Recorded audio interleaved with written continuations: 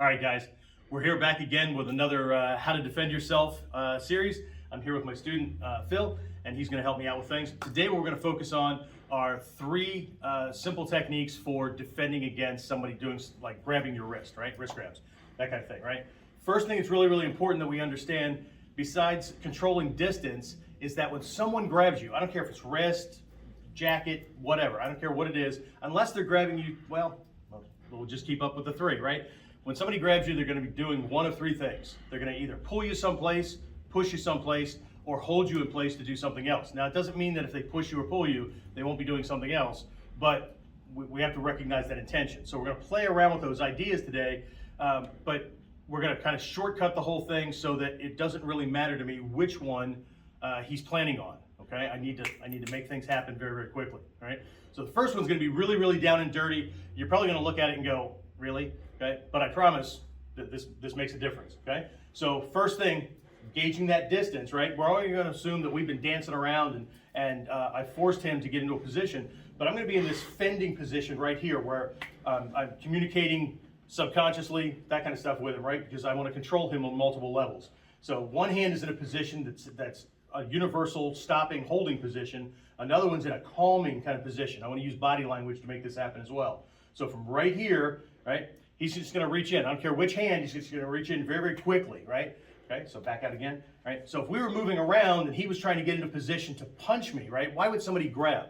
I heard a self-defense instructor one time knock wrist grabs because he's never been grabbed that way. What is there, a universal run on wrist grabs or whatever? No, absolutely not. But why would he grab my wrist, right? He would grab my wrist because, and I'll show you a couple of other things later on in another video, where we're defending against a jab, or we're dealing with somebody who's in too close, and I don't want to be the guy behind, right? So he's already tried to move in, and my hand kept getting in the way. I kept doing something, stabbing in his eyes, whatever it was, and now he just instinctively feels he needs to control that wrist and lock me down so he can get his cool move in, right? So when he reaches in here to grab, first move, I'm just going to start punching on the back of the hand, right? You can do this to yourself. Just make a fist and take your door knocking knuckles, if people even knock on doors anymore, right?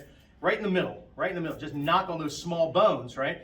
This is a natural reflex in the hand. It will open up. Even if it doesn't open all the way, it will open enough that I can do one of these other things, right? But I want to tap on this thing more than tap, right? And you hit it as many times as you can, or until he lets go, right? Just hit it, right? This is the opposite reaction of touching an electric fence, right? Or a hot wire where it makes your hand grab.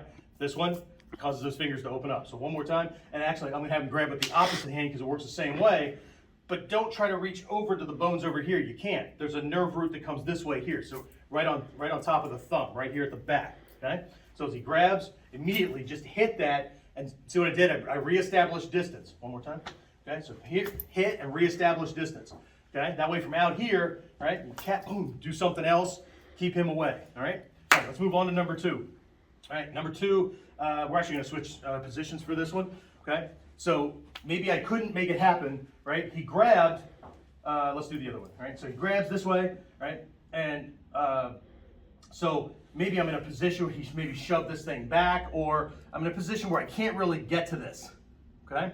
So I'm right here, right? First thing, actually we'll just demonstrate it. From here, shift this way, okay? Break the grip, move away. You can also attack him from behind. You go for the kidneys, all that kind of stuff, right? So from right here, shift to the outside, right? So from right here in this prayer position, in Japanese this is called Kongo Gasho, I call it the monk's position. You're very strong in here, okay? The cool thing right here, right? Reach. He can't reach. And even if he could, your flinch response is going to lift. It's going to cause you to duck and use his arm as a shield. From right here, I'm pressing through. So I got two hands against one. His is upside down. Pressing through, right? We keep that cover going on. We've got things to go on from behind and go after that leg, that kind of thing, right? So one more time. All right, one, shift, move, right? Get where you need to be, reestablish distance, okay? Cool. Next one, okay? So this one, and this is where I switch things out, because if he grabs with this side, right, you want to be careful with these things and not just memorizing things for the sake of memorizing. On this side, and I did it because of the camera position, if I do this, I don't think I need to explain the problem, right? I hope not anyway. And from here, there are ways to go to the outside for here. One, you wouldn't be able to see it based on where the camera is, but we're gonna stay away from that one. So from here, what we're gonna work on is the fact that the thumb is the weakest joint in the hand. Okay, so from here, shift. And again, I'm back into that position, right? We can shift it multiple directions to make it happen. Okay, so let's do it from this side. Okay. This is a very, very common release in a lot of martial arts and self-defense schools. But the big problem that I see, right, based on street experience and all that, right, the biggest problem I see is that people tend to pull with the arm. They try to do everything with the arm, and the stronger he is, the harder I have to pull, right? So when it finally breaks free, inertia is going to take over, and now I'm over here. So yeah, I got free, but got a problem, right? So what I want to do, here's the magic. We're going to do 4 things with one move, okay? First, instead of trying to use muscle to pull, because if he's bigger than me, this isn't going to work, okay?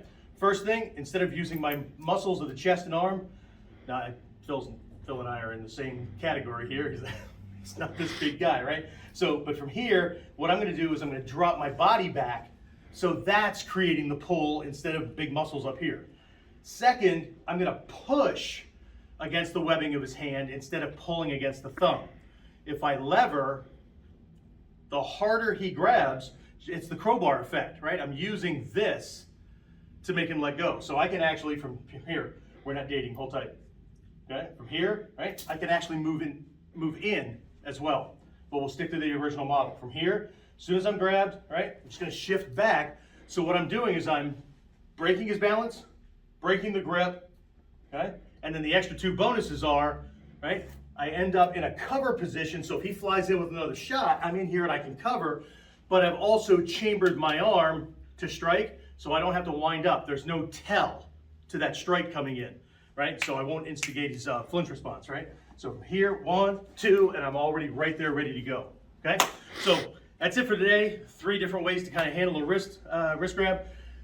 By all means, not all of them, but if you want to learn more, you can take a look at the link there that we're going to put at the bottom of the video, and you can take a look at the website for the programs that we have. If for whatever reason you're in the Sunbury Selinsgrove area of Pennsylvania and you want to stop in at the academy, I'll make sure that there's a link for that down in the description section so you can go take a look at it there. All right, so that's it for today. I'll see you in the next video.